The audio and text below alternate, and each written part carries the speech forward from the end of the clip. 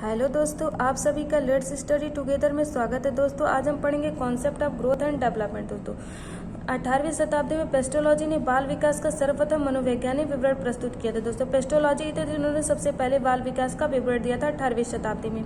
Pestology का कहना था कि हम बच्चे को एंड में समझ सकें।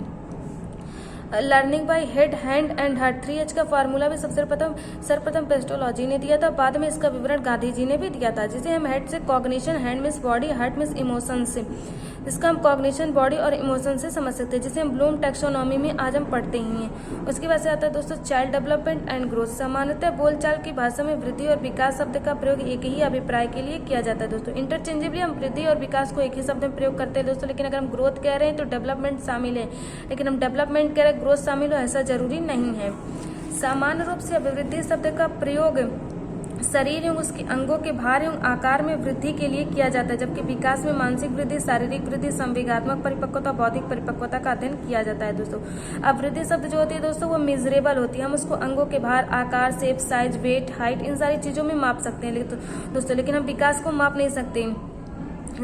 और मानसिक वृद्धि दोस्तों, शारीरिक वृद्धि, कुछ चीजें शारीरिक वृद्धि में ऐसी होती है जिसे हम माप नहीं सकते, तो हमारे विकास के अंतर्गत आती है। संवेगात्मक परिपक्वता, बौद्धिक परिपक्वता का अध्ययन किया जाता है। दोस्तों अगर हम एक शब्द में डेवलपमेंट को जानना चाहें तो डिपेंडेंसी टू ऑटोनॉमी, निर्भरता से स्वायत्तता की तरफ। दोस्तों जब हम छोटे बेबी होते हैं तो हम अपने टेक केयर या पेरेंट्स पे निर्भर होते हैं, लेकिन जैसे जैसे हम बड़े होते हैं तो हम अपना काम खुद से करना चालू कर देते हैं। दोस्तों जैसे हम 5 की उम्र में होते हैं वैसे हम 15 में नहीं होते, और जैसे हम 15 में होते हैं वैसे हम 25 में नहीं होते, और जैसे हम 25 में होते हैं वैसे हम 35 में नहीं होते। दोस्तों हम कुछ ना कुछ अपने अंदर चेंजेस करते ही रहते हैं दोस्तों। लेकिन डेवलपमेंट में होता है चेंज, लेकिन चेंज रैंडम चेंज नहीं होना चाहिए कि हमें सुबह में बुखार आया, शाम को हम ठीक हो गए, तो ये हमारे अंदर चेंजेस, ये हमारे अंदर चेंजेस नहीं है। चेंजेस 3 क्रम में होने चाहिए, प्रोग्रेसिव, ऑर्डरली एंड सीक्वेंस। क्रम में तीनों चीजें होनी चाहिए।